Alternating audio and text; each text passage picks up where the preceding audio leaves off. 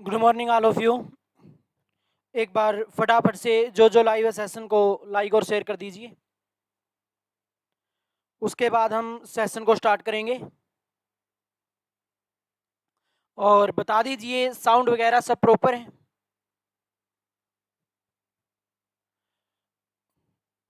अगर साउंड वगैरह सब प्रॉपर है तो सेशन को हम स्टार्ट करते हैं।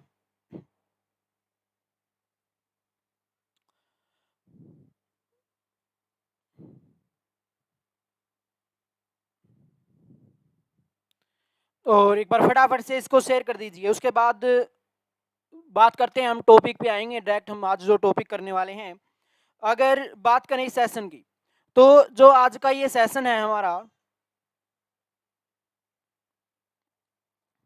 ये होना ऐप पे था, लेकिन सर्वर बिजी की वजह से ये ऐप पे नहीं हो पाया। तो आज इसलिए हम इसको यूट्यूब पे लेके आए हैं। तो बात कर लेते हैं एक बार, लास्ट सेशन के अंदर हम कहाँ पे चर्चा कर रहे थे, हमने क्या क्या चर्चाएं की थी। उसके अलावा हम बात करें, कल रात 9 बजे जो हमने सेशन लिया था, वो सेशन भी आपका अलग से चलता रहेगा। ये वो सेशन है जो हमारा ऐप पे चल रहा है। इसके अलावा जो यूट्यूब वाले बच्चे हैं वो ये मत सोचना कि सर ने एक ही क्लास ली और उसके बाद सेशन को कंटिन्यू नहीं किया। तो चलिए स्टार्ट करते हैं। जो हम ऐप पे सेशन कर रहे थे उस पे हम चर्चा करते हैं। तो बात कर लेते हैं हम किसकी, जो हमारा ऐप का जो पार्ट चला हुआ था वो चला हुआ है ऐप के ऊपर। किसके बारे में हम चर्चा कर रहे हैं यहाँ पे, मुगल वंश के बारे में चर्चा कर रहे थे। तो एक बार फटाफट से कोई बता सकता है कि मुगल वंश का टाइम पीरियड क्या है। तो मुगल वंश के अगर टाइम पीरियड की बात की जाए, तो जो मुगल वंश का टाइम पीरियड है उसकी हम बात करें 1526 से लेकर 1857 तक क्या बच्चों, मुगल वंश का टाइम पीरियड रहता है। क्वेश्चन आता है डायरेक्ट आपसे पूछता है एग्जामिनर, मुगल वंश का संस्थापक कौन है, यानी कि मुगल वंश का पहला शासक कौन है। तो मुगल वंश का जो पहला शासक था बच्चों, वो था बाबर। कौन था? बाबर। तो अब हम बात करते हैं किस पे, कि कौन कौन से शासकों के बारे में हम यहाँ पे पढ़ चुके हैं। तो बात करेंगे हम यहाँ पे बच्चों बाबर की। बाबर शासक कब बनता है? जो बाबर है वो शासक बना बच्चों कब? 1526 के अंदर। और कब तक रहता है? 1530 तक। इसके बारे में हम यहाँ पे पढ़ चुके हैं। उसके बाद हम बात करें, बाबर का पुत्र आता है शासक, नाम क्या है बच्चों? नाम है हुमायूं। हुमायूं कब शासक बनता है? 1530 के अंदर। कब तक शासन करेगा? 1540 तक। 1540 में जो शेरशाह सूरी है, इसको मजबूर कर देता है क्या करने से? हिंदुस्तान से बाहर निकलने पर। तो शेरशाह सूरी से पराजित कर देता है और हुमायूं को क्या करना पड़ता है? हिंदुस्तान छोड़ना पड़ता है। और इसके बाद जो ये दोबारा से शासन करेगा, वो इसका जो टाइम पीरियड रहेगा बच्चों, उसकी हम बात करें तो 1555 से लेकर 1556, यानी कि 2 वर्ष फिर ये क्या करेगा? शासन करता है 1555 और 56 में। उसके बाद हुमायूं के बाद हम बात करें, हुमायूं का पुत्र आता है, नाम क्या है बच्चों? नाम है अकबर। क्या नाम है इसका? इसका नाम है अकबर। अकबर शासक कब बना? अकबर की अगर शासक बनने की हम बात करें तो 1556 के अंदर यह शासक बनेगा। 1556 में ये शासक बनेगा और कब तक रहेगा बच्चों? ये रहेगा 1605 तक। अकबर के बाद अकबर का पुत्र नाम क्या है बच्चों? जहांगीर। क्या नाम है? जहांगीर उसका नाम है। अब जहांगीर की अगर हम बात करें तो जहांगीर शासक कब बनता है? 1605 के अंदर। और कब तक रहेगा? ये रहेगा 1627 तक। उसके बाद जो अगला शासक होगा बच्चों, वो होगा शाहजहां। कौन सा शासक बनता है? शाहजहां शासक बनेगा 1628 में। और कब तक रहेगा? 1658 ईस्वी तक क्या रहता है बच्चों? ये शासक रहता है। कौन? शाहजहां। तो हम बात करें, हम बाबर के बारे में पढ़ चुके हैं, वहां पे हुमायूं के बारे में हमने पढ़ लिया है, उसके बाद हमने अकबर पे भी चर्चा कर ली है और जहांगीर के बारे में भी हम चर्चा कर चुके हैं। तो आज जो हम स्टार्ट करेंगे सेशन के अंदर, और ये रहेगा कि ये सेशन ये नहीं कि इसके बाद इसको डिलीट कर दिया जाएगा, यूट्यूब पर ही ये सेशन रहेगा। जो यूट्यूब पे फ्री स्टूडेंट है वो भी इसको देख सकते हैं, पेड जिन्होंने ले रखा है वो तो देखेंगे, साथ में जो फ्री स्टूडेंट है वो भी क्या कर सकते हैं, इसको देख सकते हैं। तो ऐसे ये एज इट इज यूट्यूब पे पड़ा रहेगा। शाहजहां कंप्लीट मैं आज आपको करवाने वाला हूं यूट्यूब पर। तो चलिए हम स्टार्ट करते हैं, शाहजहां को आगे बढ़ाते हैं। तो बात करेंगे हम, अब जो स्टार्ट करेंगे हमारा जो टॉपिक रहेगा वो रहेगा शाहजहां। तो शाहजहां को शुरू कर देते हैं ज्यादा देरी न करते हुए। एक बार फटाफट से बता दीजिए अगर शाहजहां के बारे में कुछ जानकारी है तो थोड़ी बहुत। तो चलिए अब स्टार्ट करते हैं हम शाहजहां को।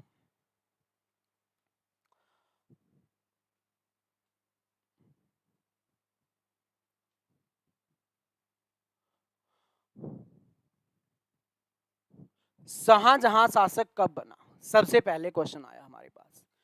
एग्जामिनर ने आपसे पूछा 1628 में बना जी, और कब तक ये रहा, 1658 ईस्वी तक क्या रहता है, ये शासक रहता है।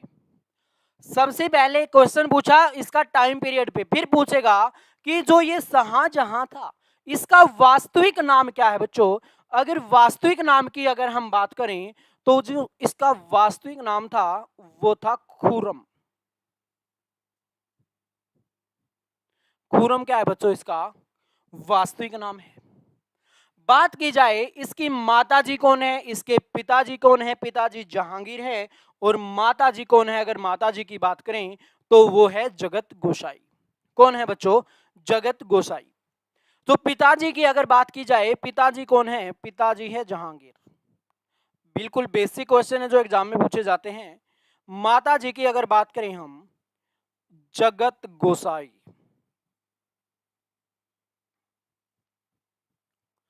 जगत गोसाई कौन थी अगर इसकी हम बात करें तो ये क्या कौन थी, एक राजपूत थी बच्चों। कौन थी, राजपूत ये थी। यानी कि कह सकते हैं जो शाहजहां था वो पिता की ओर से मुस्लिम का और माता की ओर से क्या था, हिंदू का क्या था, वो वंशज था।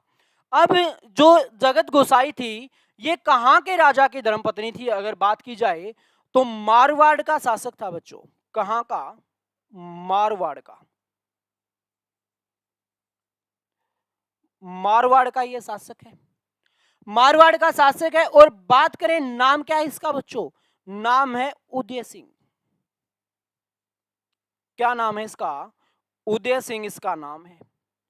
उदय सिंह की पुत्री जगत गोसाई के गर्भ से जन्म लेता है कौन, शाहजहां, यानी कि खुर्रम जन्म लेता है। अब बात की जाए जो शाहजहां है इसके नाम का अर्थ क्या है। बिल्कुल सिंपल सा क्वेश्चन है और हर बार एग्जाम में पूछा जाता है। जो शाहजहां है, शाहजहां है इसके नाम का अर्थ क्या है। तो इसके नाम का जो अर्थ होगा बच्चों वो रहेगा विश्व का शहंशाह।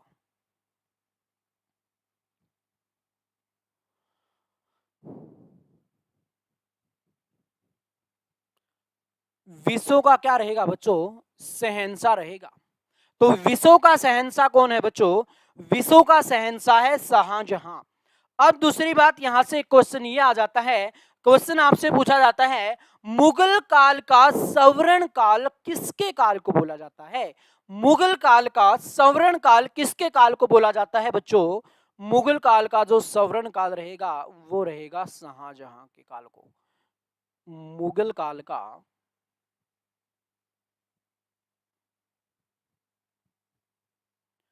मुगल काल का स्वर्ण काल किसके शासनकाल को बोला जाता है बच्चों, शाहजहां के शासनकाल को बोला जाता है।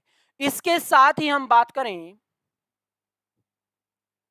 स्थापत्य कला का तथा पत्य कला का स्वर्ण काल।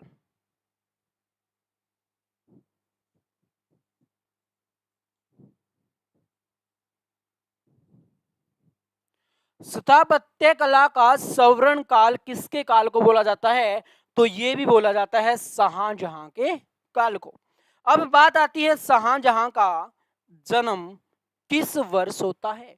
शाहजहां का जन्म किस वर्ष होता है बच्चों? 5 जनवरी 1592 को क्या होता है बच्चों? खुर्रम का यानी कि शाहजहां का जन्म होता है। उसके साथ ही हम बात करें जो इसका राज्याभिषेक होगा, राज्याभिषेक इसका कब किया जाता है बच्चों? तो राज्याभिषेक की अगर हम बात करें 24 फरवरी 1528 को क्या होता है बच्चों? शाहजहां का राज्याभिषेक होता है। उसके साथ ही बात करें, इसने एक उपाधि धारण की थी शासक बनने के बाद। वो उपाधि कौन सी थी बच्चों? वो उपाधि थी गाजी की उपाधि। तो कौन सी उपाधि इसने धारण की? गाजी की उपाधि इसने धारण की थी बच्चों। यहां पे विजिबल नहीं है, चलो इस साइड लिख लेते हैं। शासक कब बना? 24 फरवरी 1528 को। उपाधि धारण करने वाली कौन सी उपाधि इसने धारण की थी बच्चों? उपाधि की अगर बात करें हम, टाइटल इसने कौन सा धारण किया था? तो गाजी की इसने क्या की थी? उपाधि धारण की थी। कौन सी उपाधि धारण की थी? गाजी की उपाधि धारण की थी। एग्जाम में बार बार ये क्वेश्चन आता है कि शाहजहां ने कौन सी उपाधि धारण की, तो हम कहेंगे जी इसने गाजी की उपाधि क्या की थी? धारण की थी। ये गाजी की जो उपाधि इसने धारण की थी, ये कब की थी, क्यों की थी, क्यों ही इसको गाजी की उपाधि मिली? जब इसने अहमदनगर पर अधिकार कर लिया था। अहमदनगर विजय के बाद गाजी की उपाधि और किरण ए सानी की उपाधि इसने क्या की थी बच्चों? धारण की थी। ध्यान रखना, एक तो गाजी की उपाधि और दूसरी अगर बात करें, दूसरा टाइटल क्या था? किरण ए सानी।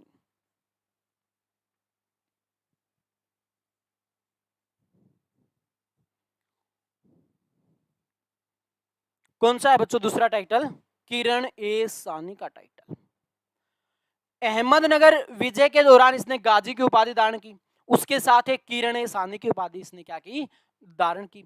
उसके बाद इसकी शादी होती है बच्चों कब? 1612 के अंदर। शादी की अगर हम बात करें तो इसकी जो शादी होती है वो कब होती है?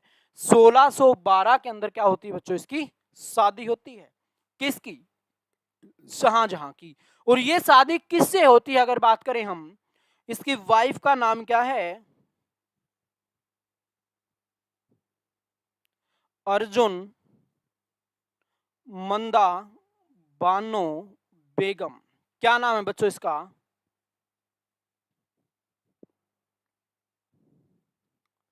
अर्जुन मंदा बानो बेगम क्या है?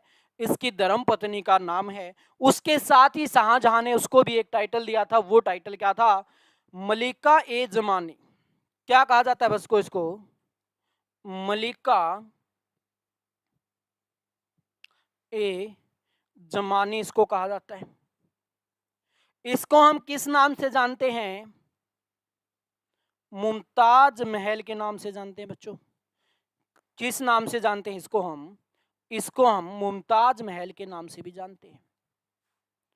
अर्जुन मंदाबानो बेगम के नाम से तो इसे हम बहुत कम जानते हैं। हम इसको जानते हैं मुमताज महल के नाम से। किस नाम से जानते हैं बच्चों? मुमताज महल के नाम से हम इसको जानते हैं। उसके बाद बात करेंगे हम यहाँ पे किसकी? अर्जुन मंदाबानो बेगम की यानी कि मुमताज महल की। इसी मुमताज महल की याद में शाहजहां ने निर्माण करवाया था किसका बच्चों? ताजमहल का निर्माण करवाया था। किसका निर्माण करवाया था बच्चों? ताजमहल का निर्माण करवाया था। तो आपसे एग्जामिनर क्वेश्चन पूछता है कि ताजमहल का निर्माण किसने करवाया? तो यहां से बहुत सारे क्वेश्चन बनेंगे, वो सारे के सारे हम निकालेंगे एक एक करके।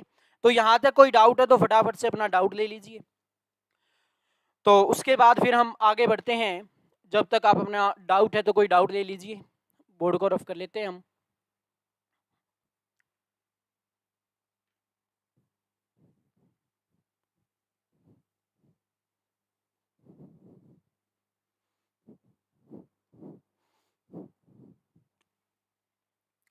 तो चलिए अब बात करते हैं हम किसकी?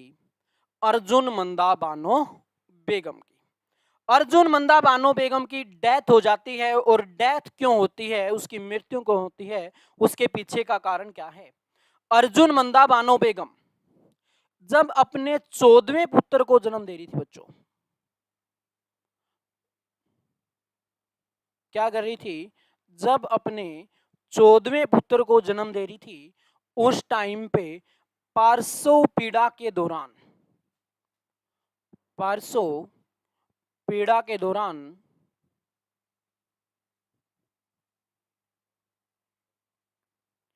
क्या हो जाती बच्चों, इसकी हो जाती है मृत्यु। लेकिन बात करें हम, जो ये 14 संतानें थी, इन 14 संतानों की हम बात करें, इनमें से जीवित कितनी रही। अगर जीवित रहने की बात करें तो मात्र 7 ही क्या रही थी बच्चों, इनमें से जीवित रही थी। क्या थी, 14 संतानों को इसने जन्म दिया, 14वीं संतान को ये जन्म देते वक्त पार्श्व पीड़ा के दौरान इसकी क्या हो जाती है बच्चों, इसकी हो जाती है मृत्यु। और इन 14 संतानों में से जीवित कितनी थी, सिर्फ और सिर्फ 7 क्या थी बच्चों, जीवित थी। तो अब बात कर लेते हैं सबसे पहले किसका जन्म होता है। सबसे पहले जन्म होता है किसका बच्चों, दारा सिकोहा का। किसका जन्म होता है बच्चों, दारा सिकोहा का क्या होता है, सबसे पहले जन्म होता है। उसके बाद एक पुत्री जन्म लेती है जिसका नाम क्या है बच्चों, जिसका नाम है जहां आरा। क्या नाम है बच्चों, जहां आरा इसका नाम है। उसके बाद एक पुत्र जन्म लेता है जिसका नाम क्या है बच्चों, जिसका नाम है औरंगजेब। क्या नाम है बच्चों, इसका नाम है औरंगजेब। औरंगजेब के बाद फिर एक पुत्री की बात कर लेते हैं हम, छोटी सी। दूसरी पुत्री कौन है इसकी, उसकी बात करें हम, रोशन आरा। कौन है बच्चों, रोशन आरा है। उसके बाद फिर हम बात करते हैं किसकी बच्चों, जो पांचवी पुत्री होगी, सॉरी पांचवा जो पुत्र होगा वो कौन होगा बच्चों, वो होगा मुराद बख्श। कौन होगा बच्चों, मुराद बख्श पांचवा पुत्र होगा। उसके बाद हम बात करेंगे किसकी,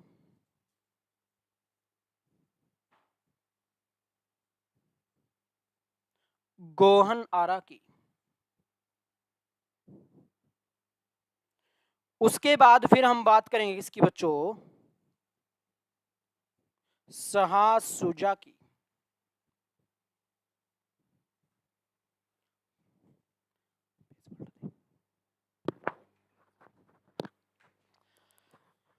तो आपसे एग्जामिनर क्या पूछ सकता है, इनकी सीक्वेंस पूछ लेता है कि सीक्वेंस में लगाओ। सबसे जो बड़ा पुत्र था वो कौन था, दारा सिको। सबसे जो छोटा पुत्र था बच्चों वो कौन था, सहासुजा। यहीं पर पुत्री की हम बात करें, सबसे बड़ी पुत्री जहांआरा, सबसे छोटी पुत्री गोहनारा। यही इसकी सीक्वेंस होगी। बहुत बार पूछा गया है, जो आपके सीटेट एचटेट के एग्जाम होते हैं उनमें इस टाइप के क्वेश्चन पूछे जाते हैं कि इनको क्या करो, सीक्वेंस में लगाओ। तो इनको सीक्वेंस में लगाने की अगर बात आ जाए तो आप क्या करोगे, दारा सिको, जहांआरा, औरंगजेब, रोशनारा, मुराद बख्श और गोहनारा और सहाशुजा। उसके बाद क्या होगा, 1657 के अंदर, 1657 के अंदर जैसे ही शाहजहां बीमार पड़ जाएंगे, आपको पता है क्या हो जाते हैं, शाहजहां बीमार पड़ जाते हैं कब, 1657 के अंदर। अब शाहजहां बीमार हो गए बेचारे, तो अब इन भाइयों ने क्या किया, इन भाइयों ने विचार किया कि हम क्या करते हैं, हम गद्दी हथिया लेते हैं। तो अब यहां पे मुगल वंश में क्या स्टार्ट हो जाता है, गृह युद्ध स्टार्ट हो जाता है।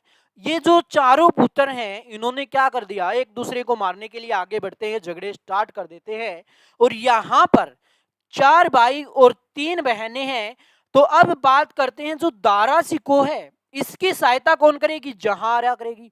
औरंगजेब की सहायता कौन करेगी बच्चों, रोशनारा करेगी। मुराद बख्श की सहायता कौन करेगी बच्चों, गोहनारा करेगी। और शाहजहां सबसे छोटा बेचारा, इसकी सहायता कौन करेगा, इसकी सहायता कोई नहीं करता, क्योंकि यहां पे कोई बहन ही नहीं है।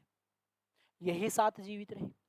अब इनके सामने है वही क्या करेंगे बच्चों, इनकी सहायता करेंगे। तो आपके यहां से देखो कितने सारे क्वेश्चन निकले, सीक्वेंस में आप इन सबको लगा लोगे इजीली। फिर क्वेश्चन पूछा जाता है दारा सिकोह के युद्ध में सहायता कौन करता है, तो जहांआरा करती है बहनों की तरफ से। फिर यहाँ पे जो जहांआरा है यही शाहजहां को अच्छी अच्छी बातें बताती है। शाहजहां जितने भी प्रशासनिक कार्य करेगा वो किसकी देखरेख में करता है बच्चों, वो करता है जहांआरा की देखरेख में। अब हम बात कर लेते हैं यहाँ पे जो अर्जुन मंदा बानो बेगम है, इसकी मृत्यु कैसे हुई, पार्श्वपीड़ा के दौरान हुई। और कब और कब हुई, कब होने की अगर बात की जाए तो इसकी मृत्यु हुई थी बच्चों कब, 1631 में। कब हुई थी, 1631 में क्या हुई बच्चों, इसकी मृत्यु हो जाती है। और कहा जाता है कि जो शाहजहां है ये मुमताज महल से यानी कि अर्जुन मंदा बानो बेगम से बेइंतहा मोहब्बत करता था। और इतनी मोहब्बत करता था कि जैसे ही अर्जुन मंदा बानो बेगम की मृत्यु होती है उसके अगले दिन ही अर्जुन मंदा बानो बेगम की छोटी बहन के साथ ये क्या कर लेता है, शादी कर लेता है। और इतिहासकार हमें यहां तक भी बताते हैं कि मुमताज महल से भी खूबसूरत थी कौन, जो इसकी छोटी बहन थी अर्जुन मंदा बानो बेगम की, जिससे शाहजहां ने क्या की थी, शादी की थी। अब यह भी कहा जाता है कि इसकी याद में ही, अर्जुन मंदा बानो बेगम की याद में ही क्या किया गया है, ताजमहल का निर्माण किया गया है। किसका निर्माण करवाया गया बच्चों, ताजमहल का निर्माण करवाया गया है। और ताजमहल का निर्माण कहां पे करवाया गया है बच्चों, इसकी अगर हम बात करें तो ये करवाया गया है आगरा के अंदर। कहां पे है, आगरा के अंदर यमुना नदी के किनारे क्या है, ताजमहल स्थित है। अब यहीं पे क्वेश्चन आपके सामने ये आ जाता है कि जो ताजमहल है ये आगरा में है, तो आगरा की स्थापना किसने करवाई, आगरा की स्थापना किसने करवाई बच्चों, ये करवाई थी सिकंदर लोदी ने। किसने करवाई थी, सिकंदर लोदी ने करवाई बच्चों। कब करवाता है, 1504 के अंदर करवाता है। सिकंदर लोदी कौन था, लोदी वंश का द्वितीय शासक था। कब शासक बना था, 1489 के अंदर बना था। और 1517 तक इसका क्या था बच्चों, टाइम पीरियड था। 1517 तक का क्या था इसका टाइम पीरियड था। 1504 में आगरा नगर की स्थापना करता है। और 1506 को क्या करता है बच्चों, इसको बनाता है अपनी राजधानी। तो अब हम कह सकते हैं कि दिल्ली सल्तनत की जो दूसरी राजधानी थी वो क्या थी बच्चों, आगरा थी। अब एक तो वो शाहजहां था जिसने अपने मुमताज महल के लिए क्या करवाया बच्चों, ताजमहल बनवाया। और एक जो अब वाले शाहजहां हैं उन्हें एक बड़ा ही अच्छा और जो सॉन्ग था वो लॉन्च किया था। वो सॉन्ग कौन सा था, मैं ताज बनावा की दे लई मेरी मुमताज ए बेवफा। अब वालों के तो ये सॉन्ग पूरे नहीं होते। और एक ये महान व्यक्ति था जिसने ताजमहल ही खड़ा कर दिया अपनी मुमताज की याद में। तो अब वाले प्यार में मोहब्बत में फर्क है और इस वाले में भी डिफरेंस है, ठीक है। तो अब चलो बात कर लेते हैं, हम ज्यादा बात नहीं कर, देरी नहीं लगाते, ताजमहल पे हम बात कर लेते हैं।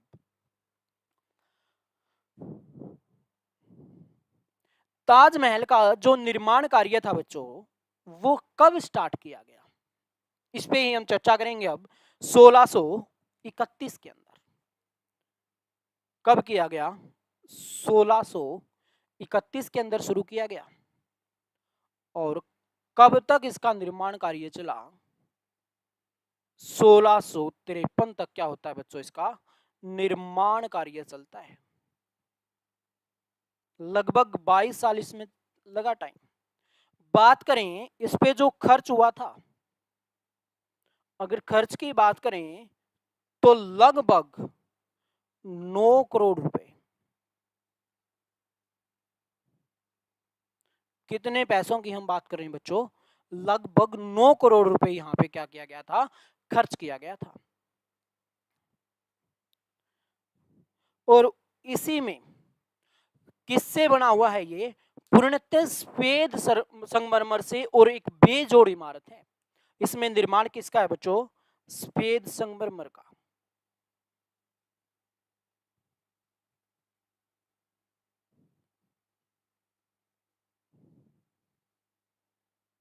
और एक बेजोड़ ये इमारत है। अब बेजोड़ इमारत कैसे है? क्या इसमें कोई जोड़ नहीं है? ऐसा क्या पॉसिबल है कि इसमें कोई भी जोड़ ना हो? ऐसा तो पॉसिबल नहीं है, जोड़ तो लगाने पड़ेंगे जी। जब भी इतनी बड़ी इमारत की हुई है, बिना जोड़ के तो बन ही नहीं सकती। फिर भी हम इसको एक बेजोड़ इमारत क्यों कहते हैं? हम कहते हैं कि क्या है, ये सफेद संगमरमर से बना एक बेजोड़ इमारत है। ऐसा क्यों कहते हैं? कहा जाता है कि इसके जो बनाई हुई थी, जो इसकी बनावट थी, बनाते टाइम इसमें किसी भी प्रकार के चूना पत्थर का प्रयोग नहीं किया गया है। चूना पत्थर का प्रयोग नहीं है, इसलिए इसको क्या बोलते हैं? बेजोड़ इमारत बोलते हैं बच्चों। क्या बोलते हैं? बेजोड़ इमारत इसको बोलते हैं। अब उसके बाद बात करें विश्व के 7 अजूबों के अंदर।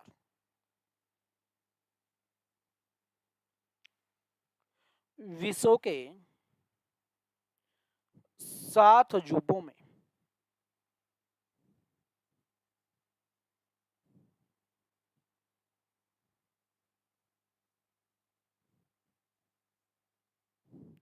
विश्व के 7 अजूबों में नाम आता है किसका बच्चों?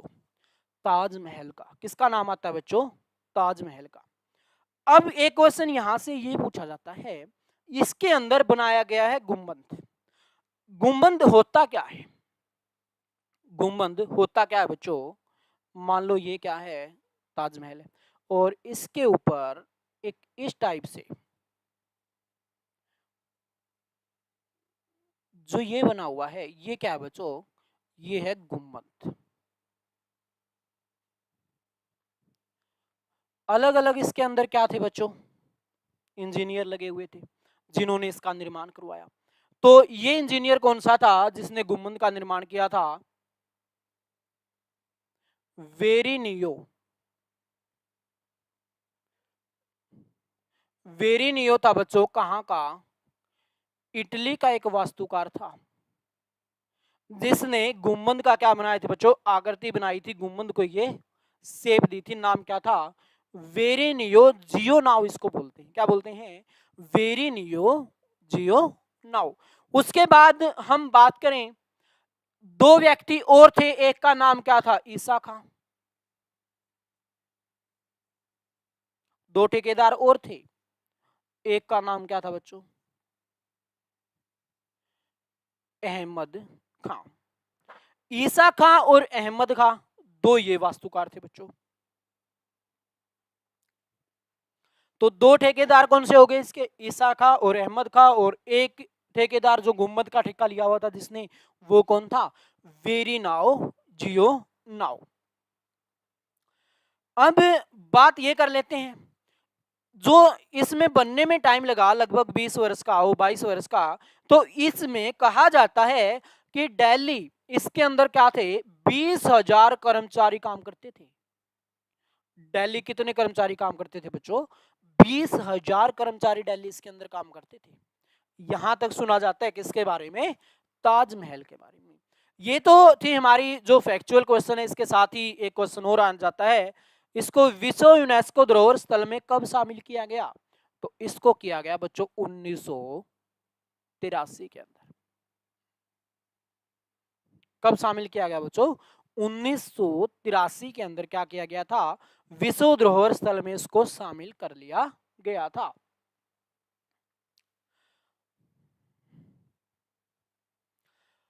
अब ये तो था हमारा छोटा सा क्या बच्चों? ताजमहल, जिससे डायरेक्ट क्वेश्चन पूछे जाते हैं।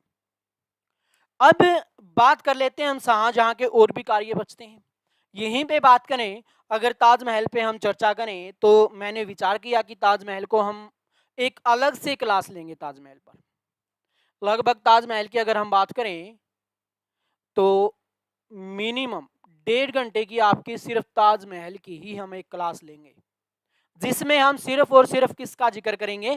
ताजमहल का जिक्र करेंगे। बहुत सारे बच्चे ये सोच रहे होंगे यहाँ पे तो शिव मंदिर था, बहुत सारों ने कुछ सोचा है, सबकी अलग अलग मंशा है, उन सब पे हम पर्दा उठाएंगे। हो सकता है इस संडे को, नहीं तो नेक्स्ट संडे पक्का आपका ये स्पेशल सेशन रहेगा। सिर्फ और सिर्फ किस पे रहने वाला है, वो रहेगा ताजमहल पे। इस संडे या नेक्स्ट संडे आपका ये सेशन कंफर्म है, टेंशन मत लीजिए, एक एक जानकारी हम ताजमहल के बारे में पूर्णतः लेंगे यहाँ पे।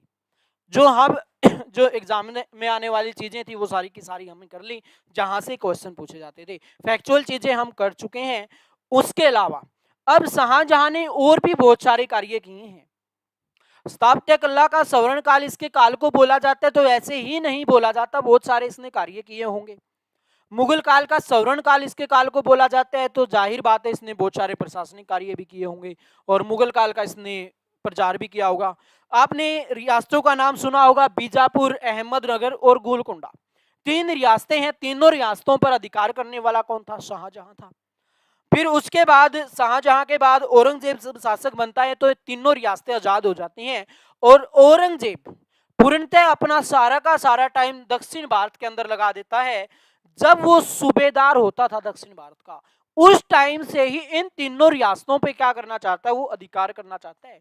लेकिन कभी भी औरंगजेब इन तीनों रियासतों पर अधिकार नहीं कर पाया था, और वहीं पर इनके अधिकार करने के चक्कर में ही औरंगजेब मर जाता है दक्षिण भारत के अंदर ही। और एग्जामिनर आपसे क्वेश्चन पूछता है, औरंगजेब का कब्रिस्तान किसके काल औरंगजेब का कब्रिस्तान किसे कहा जाता है, तो औरंगजेब का कब्रिस्तान कहा जाता है बच्चों दक्षिण भारत को।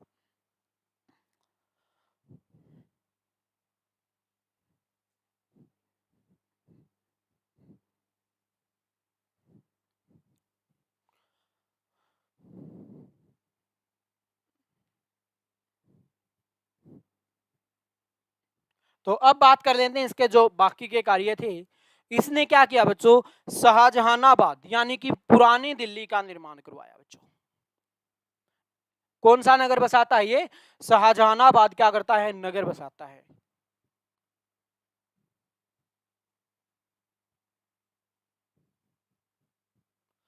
जिसको हम क्या बोलते हैं बच्चों, पुरानी दिल्ली।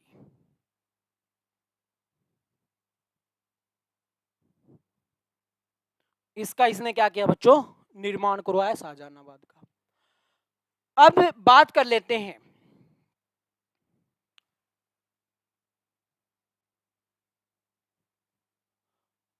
आगरा का किला।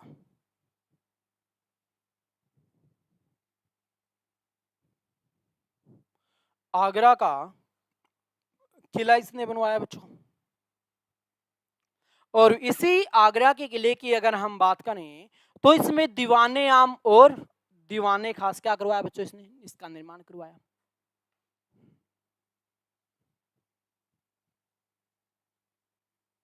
दीवाने आम,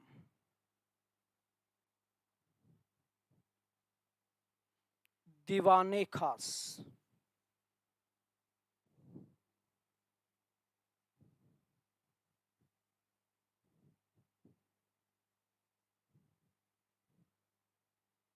दीवाने आम की हम बात करें और दीवाने खास की हम बात करें, दीवाने आम तो वो जगह है जहां पर क्या करते थे, दरबार लगता था।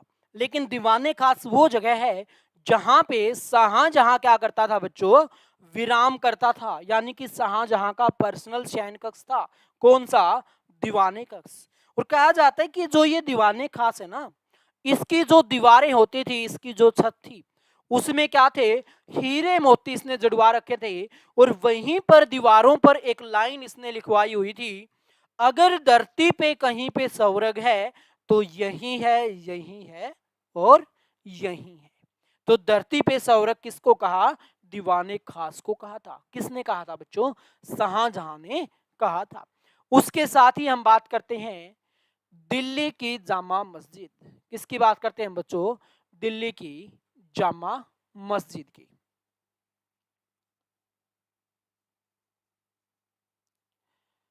दिल्ली की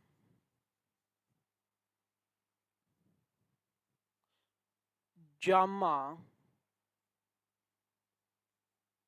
मस्जिद, दिल्ली की जामा मस्जिद का निर्माण किसने करवाया बच्चों, शाहजहां ने करवाया था।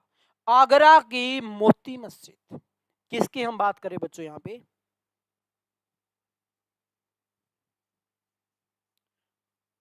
आगरा की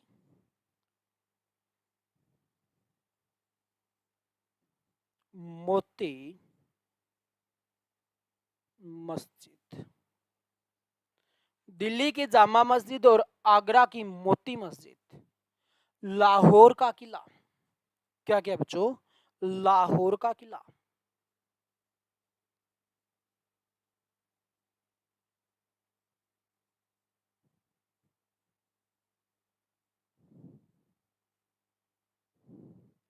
लाहौर का किला ये किसने बनवाया बच्चों? ये भी बनवाया था शाहजहां ने। उसके साथ ही शीश महल का निर्माण इसने करवाया बच्चों।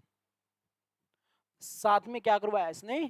शीश महल का निर्माण भी इसने करवाया बच्चों।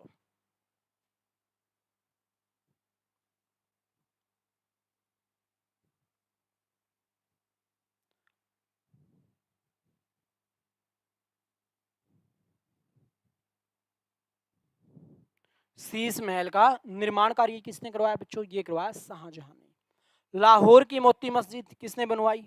इसी ने बनवाई थी। लाहौर का किला और लाहौर की मोती मस्जिद। लाहौर की मोती मस्जिद।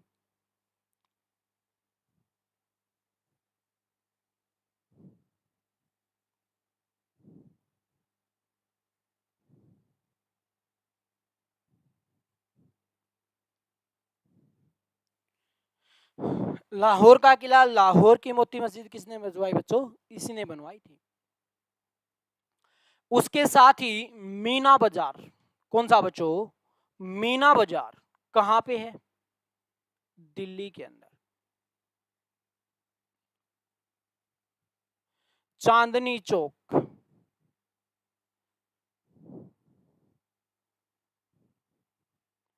इनका निर्माण किसने करवाया बच्चों? शाहजहां ने करवाया था। उसके साथ ही हम बात करें Delhi Gate, Kashmiri Gate, Lahori Gate, कौन कौन से बच्चों? Delhi Gate,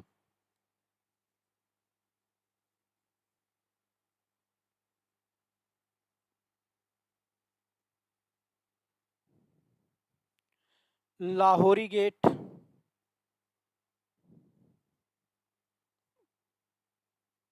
Kashmiri Gate. Delhi Gate, Lahori Gate, Kashmiri Gate और अजमेरी गेट और तुर्कमान गेट, कौन सा बच्चों?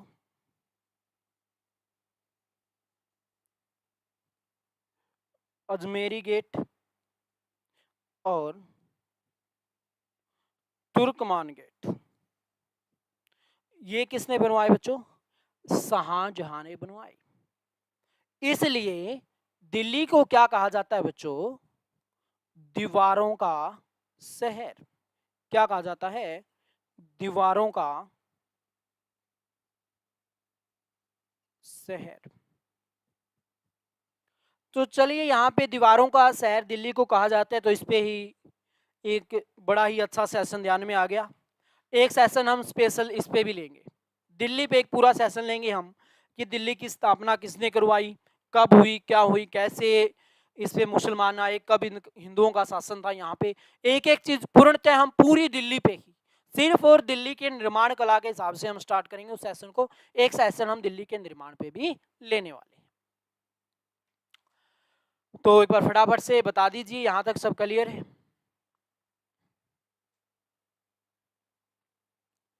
उसके बाद शाहजहां ने और कार्य भी बहुत सारे किए अच्छे अच्छे, जैसे अकाल राहत कार्यक्रम चलाए शाहजहां ने। क्या किए बच्चों? अकाल राहत कार्यक्रम शुरू करने वाला शासक कौन था? शाहजहां था। कौन था बच्चों? शाहजहां था। शाहजहां ने एक काम बड़ा अच्छा किया था, उसकी तरफ हम ध्यान दे लेते हैं, यहां से भी काफी सारे क्वेश्चन आते हैं।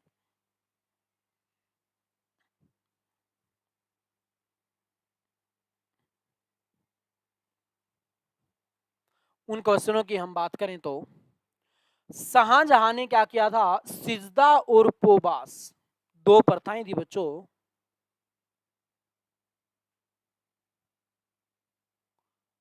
सिजदा और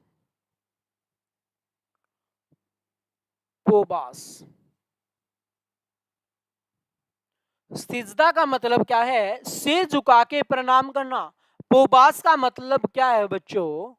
कि पेट के बल जाना और सुल्तान के पांव के अंगूठे को चूमना। 1336 और 37 के अंदर क्या कर दिया बच्चों?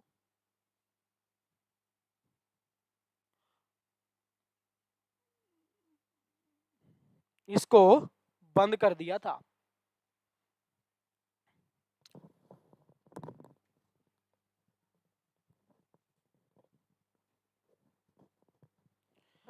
क्या किया? 1336 और 37 के अंदर क्या कर दिया बच्चों? सिजदा और उपवास को बंद कर दिया। वो सॉरी 1336 नहीं बच्चों, 1600। अब बात कर लेते हैं इनको शुरू किसने किया था। सिजदा और उपवास को शुरू करने वाला व्यक्ति कौन था बच्चों? इनको जो शुरू किया था वो शुरू किया था बलबन ने। किसने शुरू किया था? बलबन ने शुरू किया था। बलबन गुलाम वंश का आखिरी प्रतापी शासक हुआ है बच्चों। गुलाम वंश का आखिरी प्रतापी शासक हुआ है। गुलाम वंश की अगर टाइम पीरियड की बात करें हम, दिल्ली सल्तनत का पहला ये वंश था गुलाम वंश, जिसका टाइम पीरियड क्या था बच्चों? 1206 से लेकर 1290 तक। बलबन की अगर हम बात करें तो 1266 में शासक बना बच्चों, और कब तक रहा? 1287 तक ये शासक रहा था। बलबन की हम बात करें तो 1266 में शासक बना, और कब तक रहा? 1287 ईस्वी तक रहा था। यहीं पे गुलाम वंश का टाइम पीरियड आपसे पूछ लिया जाए, 1206 से लेकर 1290 तक दिल्ली सल्तनत का पहला वंश हुआ था, जिसकी स्थापना कुतुबुद्दीन ऐबक ने की थी 1206 के अंदर। दिल्ली सल्तनत का टाइम पीरियड अगर आपसे पूछा जाए तो दिल्ली सल्तनत का टाइम पीरियड होगा 1206 से लेकर 1526 तक। दिल्ली सल्तनत का पहला शासक होगा कुतुबुद्दीन ऐबक। दिल्ली सल्तनत का आखिरी शासक कौन होगा बच्चों? इब्राहिम लोधी उसका आखिरी शासक होगा। उसके बाद हम आगे बढ़ते हैं। गो हत्या। जो गो हत्या है उस पे भी शाहजहां ने क्या कर दिया था बच्चों? बैन लगा दिया था कि किसी भी प्रकार की गो हत्या मेरे साम्राज्य में नहीं होगी। उसकी दूसरी यहां पे देखें, जो मुस्लिम होते थे वो हिंदुओं को क्या करते थे बच्चों? दास बना के रखते थे। तो उस दास प्रथा का भी अंत कर दिया किसने? शाहजहां ने। शाहजहां ने कहा कि मुस्लिम अब हिंदुओं को दास नहीं रखेंगे। एक बार के लिए इसने क्या कर दिया था? दास प्रथा को अपने साम्राज्य में कंट्रोल कर दिया था बच्चों, दास प्रथा का अंत नहीं किया था। अब आपके लिए क्वेश्चन है जिसका आंसर मुझे कमेंट बॉक्स में चाहिए। दास प्रथा का अंत कब और किसने किया? उसके साथ ही बच्चों इसने क्या किया? एक विभाग बनाया। क्या किया बच्चों? एक विभाग इसने बनाया। उस विभाग में क्या होगा? जो हिंदू हैं अपनी खुशी से अगर वो इस्लाम धर्म स्वीकार करना चाहते हैं तो वो आए और उस विभाग के अंदर अपना नाम दर्ज कराएं, और फिर उनको क्या बना दिया जाता था? हिंदू से मुसलमान उनको बनवा दिया जाता था। उसके साथ ही हम बात करें, जो पुर्तगाली भारत में आए हुए हैं 1498 के अंदर से, अब क्या हुआ? पुर्तगालियों का खतरा यहाँ पे बढ़ना स्टार्ट हो जाता है। वैसे 1632 के अंदर हुगली के अंदर पुर्तगालियों की कोठी है, उसको शाहजहां तोड़ देता है बच्चों। 1632 के अंदर क्या करता है? हुगली की जो पुर्तगालियों की व्यापारी कोठी है उसको तुड़वा देता है, ये काम किया। उसके साथ ही ये क्या करता है बच्चों? आगरा में उनका एक गिरजाघर है। आगरा में क्या है? पुर्तगालियों का गिरजाघर है। उस गिरजाघर को भी क्या करता है? ये तुड़वा देता है। उसके साथ ही क्या हुआ? इसके साम्राज्य में ही अकाल पड़ जाता है बच्चों। क्या हो जाता है? अकाल पड़ जाता है। और जहां आरा के कहने पर ये क्या करता है? अकाल राहत कार्यक्रम स्टार्ट करता है बच्चों। कहा जाता है कि बहुत अच्छी ये इसकी शुरुआत थी, अकाल राहत कार्यक्रम।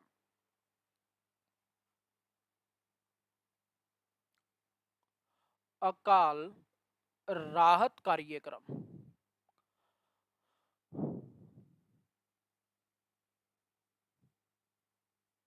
क्या है बच्चों? अकाल राहत कार्यक्रम क्या किए इसने? शुरू किए थे।